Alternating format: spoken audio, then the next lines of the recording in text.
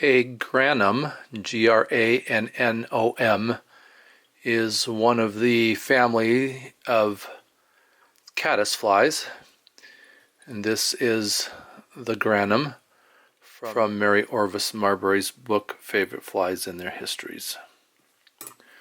I am tying it from the illustration in her book, which was published in 1892. Tying it on a number 6 straight shank, straight eye hook. I'm using claret thread because I believe the color of the head in the illustration is claret. The fly has a green butt with a little green tassel on it, and Mary does make a point of saying that it was green silk that was used for that part of the fly. Pinch wrap to get my thread wrapped in properly there. Try to keep that on top of the shank.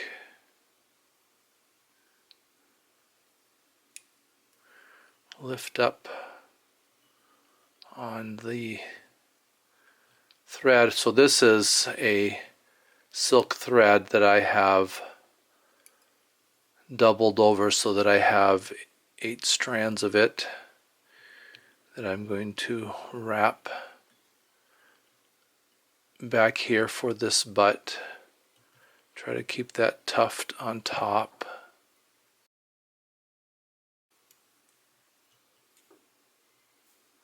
Get my thread out of the way. I'll have to bring it back to tie this off. And I don't know if Mary tied with spun thread like this, or if she tied with more of a silky or a flossy kind of thread. But I also want to start to build a little bit of a taper here.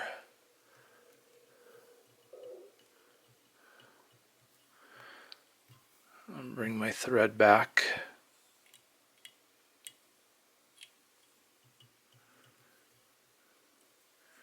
And tie off this green silk, and then I'm going to wrap up over that down the shank of the hook to start to build a little bit of bulk.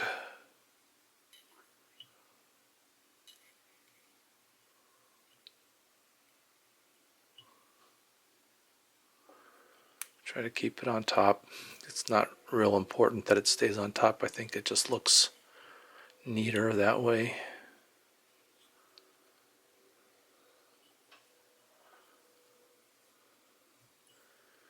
And I'll just bring this all the way down to where I'm going to tie in the hackle and the wing, leaving myself about a eye gap, eye distance between the eye and the body.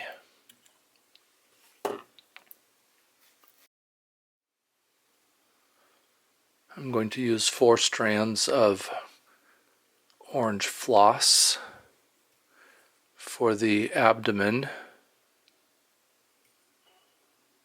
And there is no rib on this fly, so I have to try to get a nice even wrap with the floss, since that is all I wanted anyway, but that's really what's going to be showing here. So 4, and I don't know what the weight of this floss is. I just want a nice even coverage and starting to build a little bit of taper, so overlapping and on top of. And my floss is splitting, but that's okay. It'll work to cover.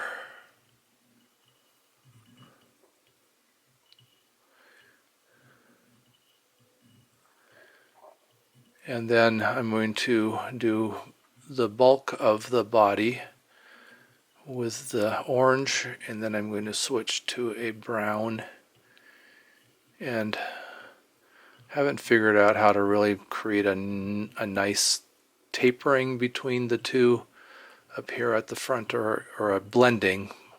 So there's going to be kind of a sharp line between the orange of the body and the brown of the thorax. And go ahead and wrap up over that as well.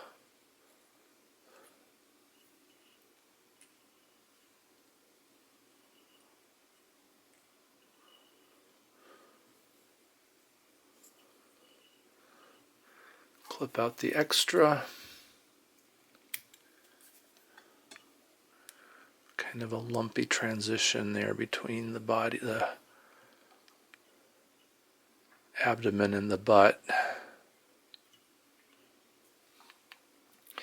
And then I have some 140 denier brown that I'm also going to fold into 4 strands. And a lot of this is going to get hidden underneath of the wing and the hackle. But 4 strands of brown floss. So floss is a thread really that the fibers in it have not been spun together. So that, like the green silk is really a spun thread, and it's very evident when I tie it in, and particularly when I try to fluff this little end, which Mary says is the eggs that are being deposited by this caddisfly called the Grannom. And I'll just wrap this brown up here at the front. I do want it to be a little bit thicker, so I'm going to wrap back on it as well.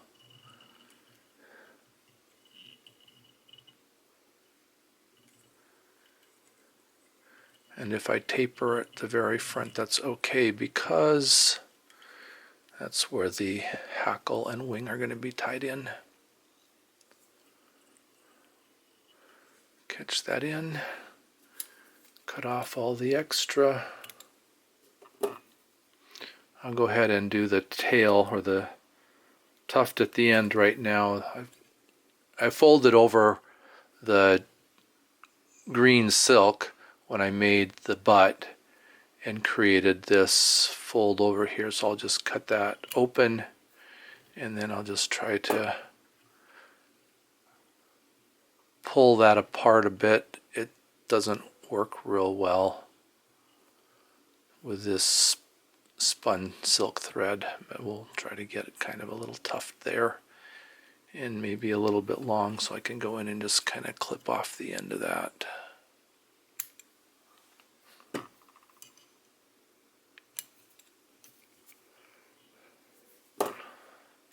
I'm using this kind of honey-colored, almost yellow rooster hackle for the front hackle, and this is not a modern engineered piece of hackle, so it's not going to act like a dry fly hackle, which it's not supposed to, because this is a wet fly.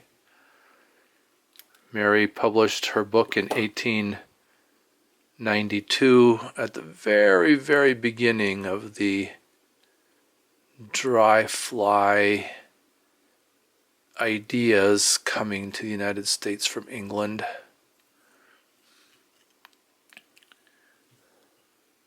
think this is a long enough hackle that I can just wrap it with my fingers, not need to hang on to it with a hackle plier, but I may be wrong. We'll see what happens when I get up here. And I am leaving a good eye width behind the eye where I will be creating the head, tying in the wing.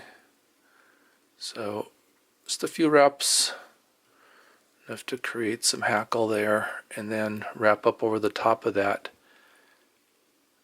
hackle feather. I'm kind of in the middle of that hackle feather. Pull everything back and then wrap back against it, and that's going to lay down these rooster fibers, rooster barbs,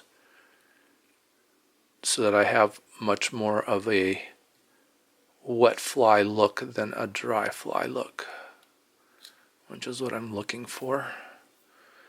Then I can grab that tip, snap it out, and the hackle barbs are laying back nicely.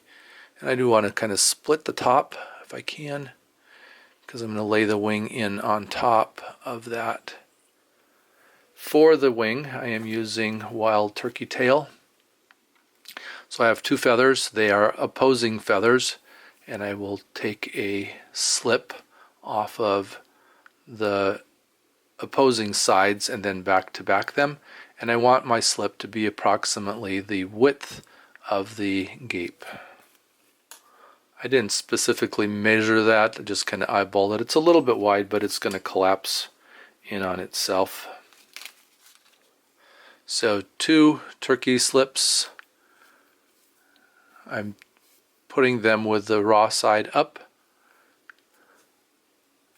and then I'm going to lay them in between these hackle barbs on top, and I want my tip to come out about the end of the hook bend.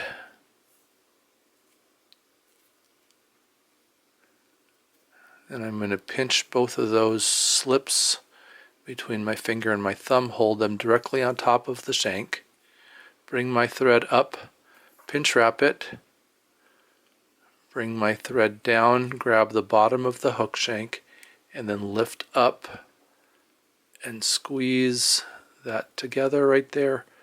Then I can do a couple of extra wraps right there just to hold it in place, and then look and see if my wing looks good.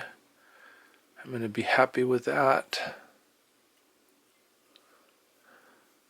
Give it a couple more wraps to make sure that it's well tied in.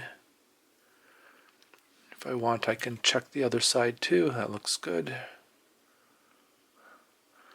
And then I will just clip off all of the butt ends here, keeping a clean eye.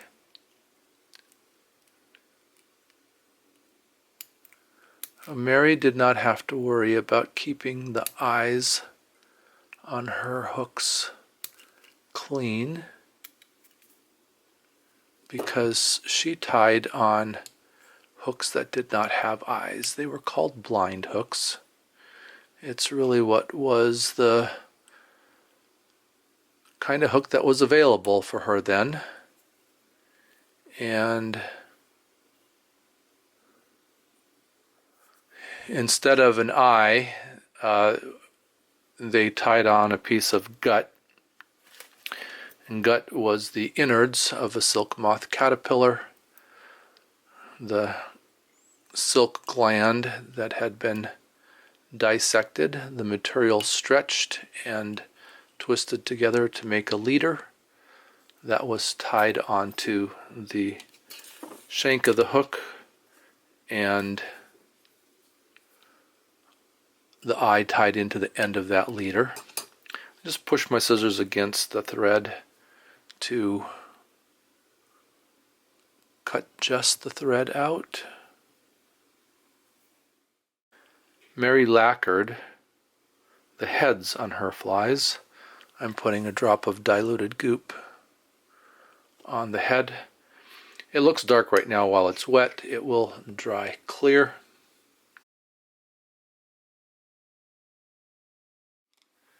And then, to ensure that the eye of that fly is clean, I'll pass a hackle feather through the eye and make sure that it is clean and tip it ready.